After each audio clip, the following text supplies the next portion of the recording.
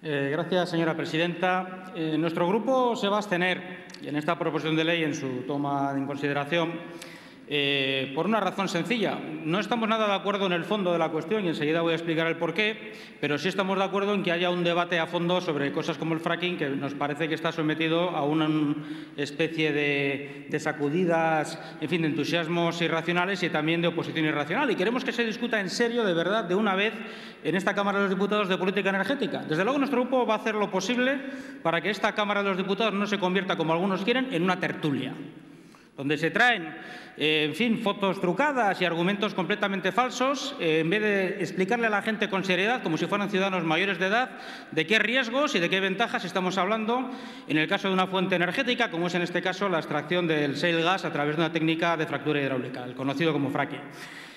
Nuestro propio grupo también presentó, lo hice yo, en la Comisión de Industria y Energía de este Congreso, pues una proposición no de ley para una regulación, yo creo que muy rigurosa y muy exigente en términos medioambientales del fracking. Pero, por cierto, la Izquierda Plural y el Partido Socialista y otros votaron en contra.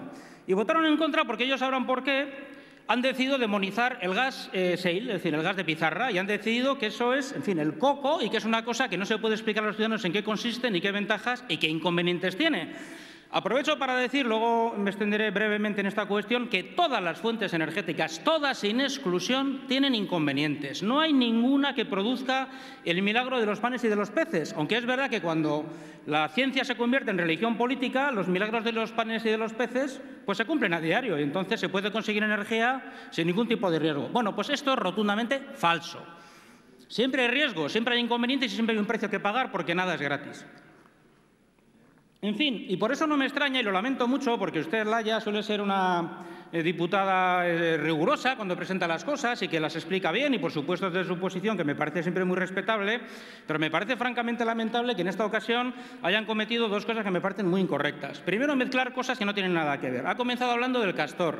Usted sabe perfectamente que lo del almacén de gas de Castor, al margen de otras irregularidades que vamos sabiendo que se cometieron en el proceso de licitación, no tiene nada que ver con el fracking. Es falso, nada que ver. Y, en segundo lugar, también ha utilizado un informe del Parlamento Europeo para, en fin, entreverarlo con su propia proposición de ley, con la exposición de motivos, y al final no se sabe qué dicen ustedes y qué dice el Parlamento Europeo. Y pretenden hacerle decir al Parlamento Europeo lo que el Parlamento Europeo no ha dicho nunca, así de claro, porque es rigurosamente falso que el Parlamento Europeo haya aprobado informe alguno proponiendo la prohibición del fracking. Lo que sí ha hecho es aprobar varios informes, uno de ellos, por cierto, redactado por nuestro eurodiputado Francisco Sosa Wagner, donde también se hablaba no del fracking específicamente, pero sí, y fue aprobado por mayoría absoluta, de la política energética europea y de sus grandes líneas, y desde luego no se hablaba de prohibir ninguna clase de fuente energética, y lo que sí ha hecho es, en otro informe que ustedes han, como digo, entreverado, apropiándose de él en una especie de copy-paste que a mí me parece fatal, porque para algo existen las comillas, para separar qué digo yo y qué dice el otro, y qué es cita de autoridad y qué es plagio, y qué es apoderarse de un argumento para tergiversarlo. Lo que se dice el Parlamento Europeo es que el fracking, como por cierto cualquier otra fuente de energía, debe de prohibirse allá donde su uso implica un riesgo. Pues claro que sí. Exactamente igual que a nadie en sus cabales se le ocurriría el pedir autorizar una central nuclear en un terreno sísmico o autorizar la inundación de un valle para hacer un embalse si ese valle tiene más valor como valle ocupado y habitado y en fin, y con usos múltiples de todo tipo que como un depósito de agua. Y esto ocurre con todas las fuentes de energía. Y por eso nosotros propusimos, y ustedes se negaron, y ahora nos traen aquí una petición de prohibición, el que se regulara con criterios estrictos. Porque si no se hace así, y ya lo ha dicho antes algún otro interviniente, la presión económica que hay a favor del desarrollo de esta técnica va a hacer justamente que se consiga lo menos deseable, que es que al final el fracking se autorice sin los permisos, con la supervisión adecuada y sin una regulación suficientemente exigente. Y esto va a acabar ocurriendo, nos guste o no nos guste, por dos razones. Una de tipo estratégico, que también se ha citado aquí, y otra de tipo económico. La de tipo económico, además, me gustaría subrayar que en España no es baladí, y también me parece tramposo, y es constante y es habitual, separar la política energética de la política económica y sus consecuencias laborales. España tiene 6 millones de parados no por casualidad.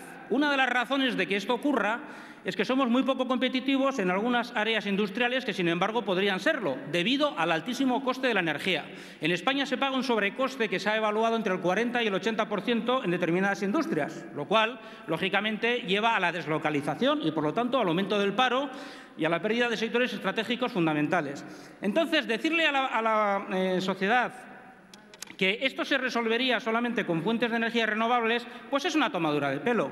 Porque ¿qué más nos gustaría a todo el mundo que efectivamente no tuviéramos que importar hidrocarburos, que el gas no hiciera falta, que las nucleares fueran prescindibles, que el plástico se pudiera cambiar por ganchillo ecologista, etcétera? Pero es que esto no ocurre, esto no es así, es que vivimos en un mundo real, no en el mundo de Peter Pan. Y si entonces alguien propone la supresión de una fuente de energía, tiene que ofrecer alternativas a esa fuente de energía. Y ustedes no proponen ninguna. Es más, citan el ejemplo de Alemania como una cosa encomiable, cuando resulta que en Alemania una decisión puramente política, porque no tenía otro fundamento que el interés de la señora Merkel en ampliar la base electoral de su gobierno y de su partido, de su coalición con los socialdemócratas, decidió el cierre de las centrales nucleares en el año 2011. La consecuencia que ha tenido eso no ha sido el desarrollo de las renovables en Alemania, ha sido el desarrollo de las centrales térmicas de carbón y además de lignito, que es el carbón más contaminante, el más sucio. Es decir, sacrificamos a la posición fundamentalista antinuclear, pues un aumento de las emisiones de CO2. Y esto es así, de CO2 y otros gases, pero es que el CO2 que están también en el carbón presentes y que aparecen en la combustión, gases sulfúricos y de otro tipo. Pero claro, esto se le oculta a la población porque tratamos a la gente como si fuera tonta y entonces le presentamos, pues eso, en fin, todo tipo de fetiches envueltos en un tipo de romanticismo místico en que se dice que la Tierra es intocable y que si se toca, pues pasan cosas como las fotos que ustedes nos han enseñado. Y mira, esas fotos no son serias, usted lo sabe. En Estados Unidos se lleva haciendo fracking 40 años y en Canadá también. Y son países con normas medioambientales serias, que en gran parte son, por cierto, potestad de los estados. No hay ningún estado que haya sido arrasado por terremotos provocados por el fracking. Es falso. No es verdad que los accidentes sean constantes. Es falso. No es verdad que los que hay, como en cualquier otra técnica, no se investiguen. También es falso. Entonces, dejemos de tomar el pelo a la gente y hablemos de las cosas serias. ¿Qué es lo que ocurre? Que estamos condenados a tener un paro y una economía menos competitiva que la de Estados Unidos porque les vamos a comprar el gas a ellos, que según nosotros es un gas venenoso y que destruye la tierra. ¿Pero qué tomadura de pelo es esta? ¿Qué vamos a hacer? ¿Exportar los parados? ¿Esta es la idea? ¿Una especie de economía nueva en que exportamos parados, importamos gas y petróleo que nosotros no queremos explotar? ¿Cómo se entiende esto? Miren, cualquier técnica de producción de energía tiene inconvenientes. Los embalses inundan valles. La energía nuclear tiene riesgos bien conocidos si no se supervisa con muchísimo cuidado. La energía fotovoltaica y otras renovables consumen ingentes cantidades de metales y también de metales pesados y de sustancias muy peligrosas, no solamente el fracking, que por cierto se puede regular para que no se utilicen sino sustancias que sean inocuas o que se pueda controlar sus efectos en el subsuelo.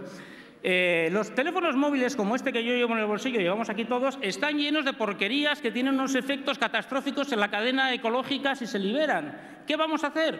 ¿Prohibir los teléfonos móviles? Pues explíquenlo para que sepamos a qué atenernos. Usted ha dicho escandalizada, es que un pozo de fracking puede consumir 3 millones de litros de agua. Sí. ¿Sabe cuántos tiene una piscina olímpica? 2,5 millones. ¿Prohibimos las piscinas? ¿O las duchas? ¿O todo? Claro, es decir, ¿pero por qué esta manía de prohibir? Esto es irracional. Desde luego es el colmo, es como volver al origen más antiguo de la izquierda tradicional, al ludismo, a oponerse a la tecnología por principio, aquello que criticó con muchísima razón Marx como una de las mayores rémoras contra el progreso material y por lo tanto social de la humanidad. Lo que hace falta es tener planes y políticas energéticas de conjunto. Si podemos prescindir del gas, estupendo. Si podemos prescindir del petróleo, pues también. Pero hasta que eso no sea posible, díganme ustedes de dónde sacamos esos recursos que son imprescindibles. Y mientras tenga una técnica que está demostrada por 40 años de explotación, su seguridad bajo una regulación suficiente, ¿por qué la quieren prohibir? Esto es el cuento del lobo del fracking y los 3 cerditos. Esto no es serio. En fin, para terminar, ya sabemos también que en esto hay muchos cambios que tienen que ver de otras circunstancias. Por ejemplo, yo recuerdo con bastante perplejidad, como en el caso del Partido Socialista, que en su momento también se opuso a votar nuestra propuesta de regulación del fracking. Sin embargo, pocos años antes, Patxi López, cuando era lehendakari, salió entusiasmado a hablar de la autosuficiencia energética de los vascos y de las vascas, por supuesto, por los yacimientos supuestamente de gas shale que habían aparecido en Álava. Luego resulta que aquello era malísimo. Miren, vamos a hablar con seriedad, vamos a regular con seriedad lo que es posible que sea una fuente de riqueza riqueza que puede ayudar a luchar contra la crisis y contra el paro, y lo demás son pamplinas y, sobre todo, es tomarle el pelo a la gente. Nos abstendremos, como he dicho antes. Gracias.